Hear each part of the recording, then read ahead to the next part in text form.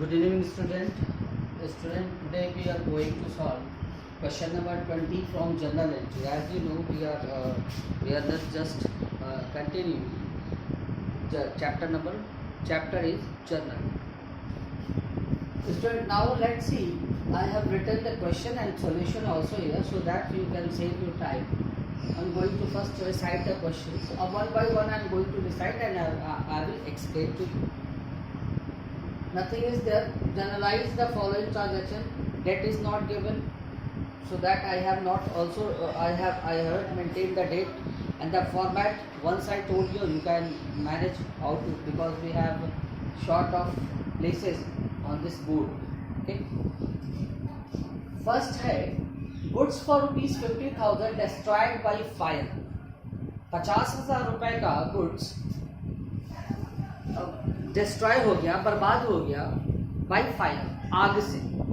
देखिए, जब इस तरीके के कोई भी लॉस होते हैं तो आपको पता है कि all the losses and expenses are debited. तो डेबिट तो करते हैं लॉस को या एक्सपेंस को, लेकिन इसके साथ एक चीज़ और भी हमें देखनी है कि जो गुड्स डिस्ट्रॉय हो रहा है तो हमारे पास से क्या जा रहा है। भाई जाहिर सी बात है, गुड्स ही जा रहा है, गुड्स ही बर्बाद हो रहा है। लेकिन गुड्स जो आपके पास गुड्स, देखिए अकाउंट्स में अभी मैंने आपको पीछे समझाया, गुड्स कई चीज़ होती है, मतलब गुड्स एक ही है। जब खरीदेंगे तो उसको उसकी जगह परचेज फॉर्म चेक करते हैं, परचेज लिखते हैं, बेचेंगे तो सेल्स लिखते हैं। जब परचेज किया हुआ रिटर्न करेंगे तो परचेज रिटर्न लिख देंगे, सेल्स किया हुआ आ जाएगा वापस तो सेल्स रिटर्न लिख देंगे। उसी तरीके से और एक चीज़ और होता है, गुड्स की जो कॉस्ट होती है कई प्राइस होती है। आपने अपनी जनरल एंट्री में लिस्ट प्राइस पढ़ा है, उसमें ट्रेड डिस्काउंट, कैश डिस्काउंट, सारी चीज़ें पढ़ी है। अब मैं एक चीज़ बता रहा हूँ, चाहे गुड्स एक होता है कॉस्ट, जिसको आपने छोटे क्लासेस में मैथ में पढ़ा सीपी, कॉस्ट प्राइस। तो ये क्या होता है, कोई just suppose I am just giving you as an example, ये जो मार्कर है, मैं जहाँ से मेरी अगर एक स्टेशनरी की शॉप है, मैं जाता हूँ होलसेलर के से लेके आता हूँ, तो वो होलसेलर ये हमको 12 रुपए की देता है, ठीक है। फिर मैं ले आता हूँ तो मेरे लिए ये इसकी कॉस्ट है 12 रुपीज़। लेकिन जब मैं घर जब तक ले आऊँगा इसकी कॉस्ट में कुछ इंक्रीमेंट होगा। इंक्रीमेंट का मतलब सपोज कीजिए कि अगर हम मार्केट की शॉप करते हैं, यहाँ से हम अगर 100 किलोमीटर दूर कहीं जाते हैं होलसेल की मार्केट में ये लेने के लिए, वो 12 रुपए का देता है। तो मेरे जाने के खर्च, वहाँ से ट्रांसपोर्ट से ले आने के खर्च, अगर हम दिल्ली से सामान मंगाते हैं तो एक बार हम जाएंगे, आपके जाने आने में जर्नी में जो एक्सपेंस होंगे ट्रैवलिंग के नाम पर, फिर ट्रांसपोर्ट का, फिर आपके गोदाम तक, आपके शॉप तक जब आ जाता है उस पर आप ट्रॉली एक्सपेंस देते हैं, ट्रांसपोर्टेशन एक्सपेंस पे करते हैं, फ्रेट देते हैं, भाड़ा देते हैं। सारी चीज़ों को ऐड करने के बाद वो जो आता है उसको बोलते हैं परचेज ना, परचेज प्राइस ना। कॉस्टिंग थोड़ा सा डिफरेंट है, परचेज फिर भी थोड़ा सा डिफरेंट होता है। तो जब हमारे यहाँ मान लीजिए शॉप में सामान आके रखा गया, ये 12 रुपए का, लेकिन मेरे यहाँ आने पर 13 रुपए का हो गया। एक एग्जाम्पल के लिए मैं बता रहा हूँ, ये सामान मेरे यहाँ पे आ करके 13 रुपए का, अब हम इसको बेचेंगे 15 रुपए का, तो जो बेचेंगे वो तो है सेल्स प्राइस, लेकिन ये मेरे लिए परचेज प्राइस कितना है 13। कॉस्ट चल हो सकती है, कॉस्ट में परचेज में थोड़ा कभी कभी एकदम फर्क नहीं होता ना। अगर आप ही मैन्युफैक्चरर हैं और आप ही बेच दे रहे हैं तो कॉस्ट कहीं पे भेज देंगे या खुद मैन्युफैक्चर करते हैं तो वही जो आपकी कॉस्ट प्राइस है वो आपकी परचेज प्राइस हो जाएगी। ऐसी जगह पर परचेज आप करेंगे नहीं, मैन्युफैक्चरर प्राइस कहेंगे आप उसको, ठीक है। लेकिन मेनली जो खरीद करके कहीं से बेचते हैं तो कॉस्टिंग में और परचेज में थोड़ा फर्क आ जाता है। तो देखिए, जब ये जो लॉस हो रहा है, हमारे पास से कैश नहीं जा रहा, क्या जा रहा है, गुड्स जा रहा है। तो अब गुड्स को किस प्राइस पर हम लिखेंगे, cost price, purchase price, sales price, तीनों गुड्स की प्राइस। तो हम मान लेते हैं कि परचेज ही मेरा कम हो। भाई अगर हम कॉस्ट की लिखेंगे तो भी दिक्कत है, क्योंकि कॉस्ट तो मान लीजिए 12 ही रुपये, लेकिन जब यहाँ पे जो नुकसान हुआ मेरा तो 13 रुपये का हुआ ना, तो हम परचेज को ही लिखते हैं, समझ गए।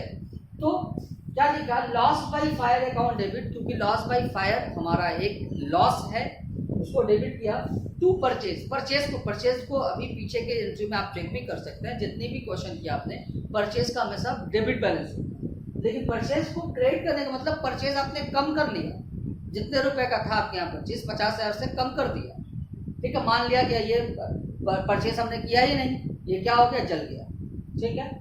दूसरी एंट्री है goods worth ₹18,000 were distributed as a free sample and ₹20,000 were given as a charity. अब 18,000 रुपए का गुड्स फ्री सैंपल में बांट दिया जा रहा है और 20,000 रुपए कैश में चैरिटी में दिया जा रहा है, ठीक है। तो देखिए सैंपल में जब हम किसी को देंगे पैसा तो आया नहीं, ठीक है, लेकिन गुड्स मेरे पास से गया, तो अब ये बताइए सैंपल में भेजेंगे तो भी सेल्स प्राइस आप कहेंगे क्या, मतलब आप कहेंगे क्या 15 रुपए का हम अपने आप को सैंपल भेजा, नहीं, आप जब सैंपल भेज रहे हैं तो आप उससे पैसा तो ले नहीं रहे हैं ना, कोई सेल की नज़रिए से तो आपने किया नहीं, सेल करेंगे तब ना सेल प्राइस मानेंगे, सैंपल भेजिए तो आप परचेज प्राइस मानेंगे, ले जाइए चेक करके देखिए, अगर अच्छा होगा तो आप इसकी मतलब सेल्स को प्रमोट करने के लिए सैंपल वगैरह दिए जाते हैं, एडवर्टीजमेंट कराए। तो सैंपल हमने लिखा है sample goods account debit, charity account debit to cash to purchase. आप इसे इस एंट्री को मैंने कंबाइन कर दिया, आप ऐसे भी कर सकते हैं, ये देखिए एंट्री ऐसे है sample goods account debit to purchase 18,000, फिर है charity account debit to cash 20,000।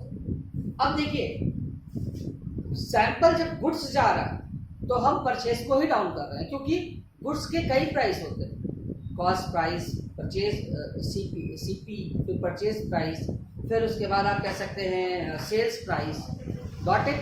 लेकिन कैश का तो एक ही वही है भाई, 20,000 का मतलब 20,000, तो हमने 20,000 रुपये दान कर दिया, चैरिटी में दे दिया, डोनेट कर दिया ना, तो चैरिटी अकाउंट डेबिट टू, उस कंडीशन में रुपीज लिखा है यहाँ पर, ₹20,000 वर गिवन एज चैरिटी, तो 20,000 रुपये मेरे पास से गया, तो charity account debit to cash आप अलग अलग भी कर सकते हैं, sample goods account debit to purchase और charity account debit to cash 20,000, हमने एक ही में कर दिया। थर्ड है goods worth ₹25,000 and cash ₹40,000 were taken away by the proprietor for personal use. भाई प्रोप्राइटर लेके गया ना, ठीक है, हम उसको तो ड्राइंग कहते हैं, प्रोप्राइटर सामान लेके गया, हमें नहीं मालूम, वो तो ड्राइंग कहते हैं।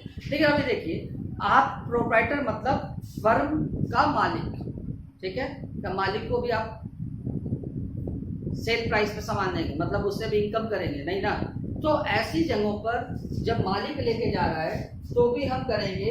देखिए यहाँ पे क्या है, गुड्स 25,000 रुपये का गुड्स है, तो ड्राइंग तो पूरी है, तो परचेज को कम कर दिया हमने 25,000 रुपये से, और कैश की तो कीमत कैश की एक ही होती है, वही कैश की जो कीमत है भाई 40,000 की वैल्यू 40,000 होगी।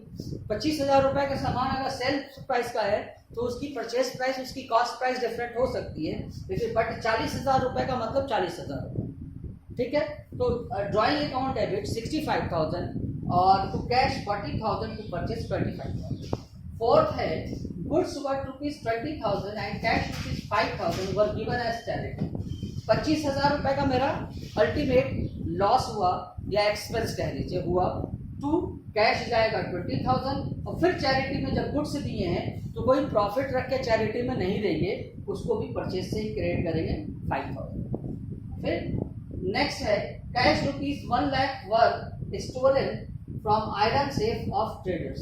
तिजोरी में से उस ट्रेडर मतलब व्यापारी की तिजोरी में से 1 लाख रुपए चोरी हो गए, तो loss by theft account debit, ये हमारा नुकसान है, टू कैश, यहाँ पे परचेज नहीं करेंगे, साफ साफ लिखा है, बस 1 लाख रुपए गया तिजोरी में से, तो रुपया जो भी होता है कैश मतलब फिक्स है, हाँ ये कैश है, ठीक है। आशा करता हूँ आप लोगों को समझ में आएगा, एक्सप्लेनेशन के साथ मैंने दिया, और ये क्वेश्चन नंबर 20 था न्यू एडिशन का।